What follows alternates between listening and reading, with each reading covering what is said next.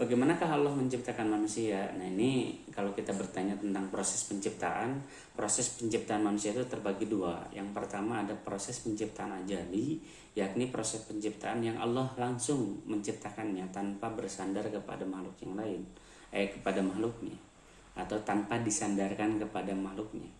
Yang kedua ada proses penciptaan alami, yakni seperti halnya proses penciptaan kita. Jadi proses penciptaan kita itu bersandar kepada makhluk yang diciptakan Allah sebelumnya.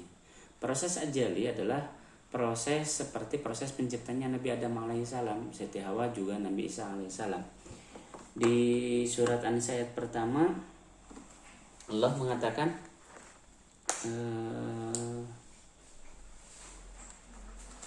An-Nisa ayat pertama, bentar ya.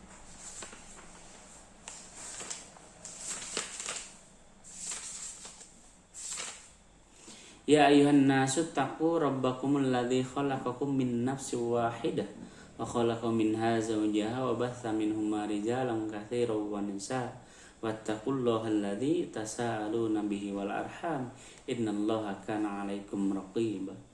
Hai manusia, bertakwalah kepada Allah Tuhanmu yang telah menciptakan kamu dari diri yang satu. Nah, proses Nabi Adam diciptakan itu awalnya adalah manusia diciptakan itu awalnya adalah dari Nabi Adam yang satu. Kemudian Allah ciptakan Siti Hawa dan Allah ciptakan wa khalaqa minha zawjaha wa batha minhuma rijalan katsiran. Kemudian Allah ciptakan keturunan yang sangat banyak dari keduanya. Wattaqullaha alladzi tasaaluna bihi wal arham. Bertakwalah kepada Allah Subhanahu wa taala. Di ayat ini berarti menjelaskan kepada kita bahwa manusia pertama yang diciptakan oleh Allah Subhanahu wa taala itu adalah Nabi Adam alaihissalam, dan proses penciptaannya itu tidak seperti proses penciptaan kita, yakni beradanya Nabi Adam kun fayakun. Atau di ayat-ayat yang lain dijelaskan bahwa Nabi Adam itu dari lumpur yang hitam atau dari tanah liat, atau di ayat yang selanjutnya dari tanah yang keras seperti tembikar. Berarti proses penciptaan Nabi Adam itu kalau disambungkan dari ayat ke ayat itu seperti membuat patung dari tanah berlumpur, kemudian basah, dan kemudian dari jadi liat dan menjadi tanah seperti tembikar, artinya tanah keras seperti batu bata begitu. Ini proses penciptaan Nabi Adam. Sedangkan proses penciptaan Nabi Isa itu digambarkan oleh Allah Subhanahu wa taala dalam surat Inna Mathala di Al-Qur'annya. Nah, di surat Al-Imran ayat 59 Allah mengatakan Inna mathala Isa indallahi kamathali Adam khalaqahu min turab tsumma qala lahu kun fayakun. Surat Al-Imran ayat 59. Sesungguhnya proses penciptaan Nabi Isa alaihissalam itu seperti halnya aku menciptakan, kata Allah, seperti halnya aku menciptakan Nabi Adam alaihissalam. Dia aku ciptakan dari turab, dari tanah. Kemudian aku mengatakan kepada tanah itu kun, jadilah, fayakun, maka jadilah. Jadi kalau Allah berkehendak itu tidak ada yang mustahil bagi Allah. Bagi kita banyak sekali sesuatu yang mustahil, tapi bagi Allah itu tidak, karena Dia penguasa, karena Dia juga pencipta, karena Dia segala-galanya, yang mengadakan dan yang tidak adakan bumi yang kita pijak sekarang. Nah, jadi proses penciptaan manusia itu terbagi dua, yang pertama ajali, yang kedua alami. Lalu bagaimana proses alami? Proses alami itu ada dalam surat Al-Mu'minun ayat 12 sampai 16.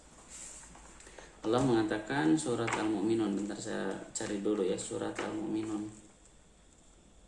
Surat Al-Mu'minun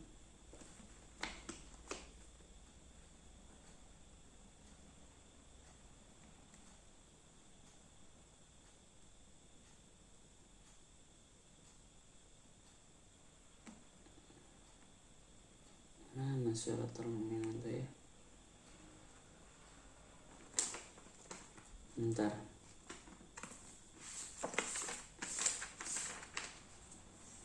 Al-Mu'minun.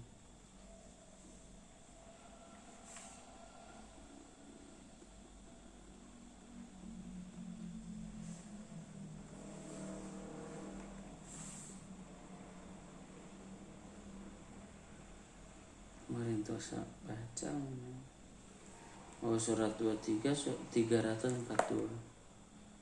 342.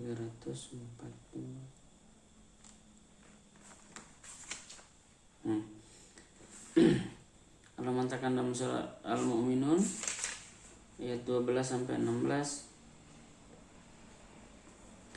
Walaqad khalaqnal insana min sulalatin min tin. Sungguh manusia itu aku ciptakan, kata Allah, dari sulalatin min tin, dari saripati tanah. Kemudian summa ja'alnahu nutfatan fi qararim makin. Kemudian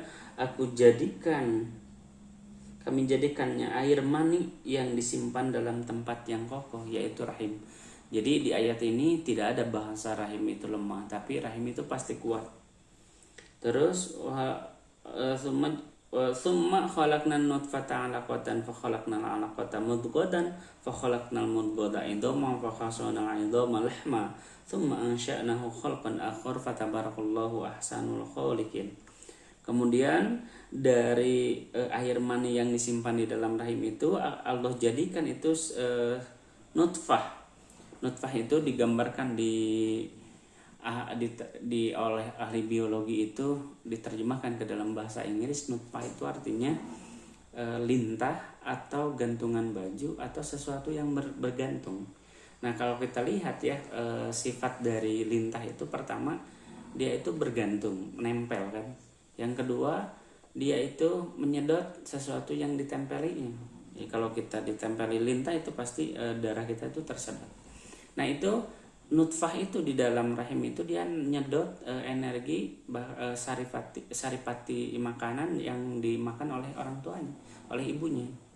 Jadi anak itu benar-benar harus berterima kasih kepada kedua orang tua, karena di waktu dia masih nutmas saja itu sudah mengambil hak ibunya kan begitu. Makanya kalau seorang ibu hamil ketika dia sakit gigi itu bisa terus sampai anaknya lahir, bisa terus sakit gigi. Karena apa?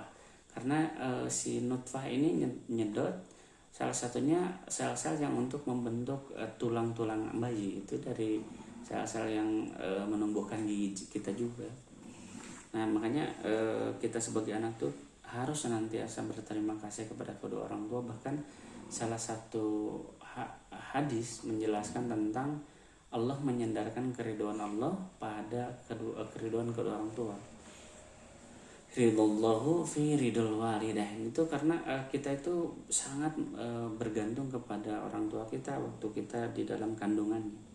Di ayat ini Allah menjelasin tentang nutfah. Bahkan orang yang meneliti tentang nutfah ini dia masuk Islam karena penelitiannya ini dia katakan begini.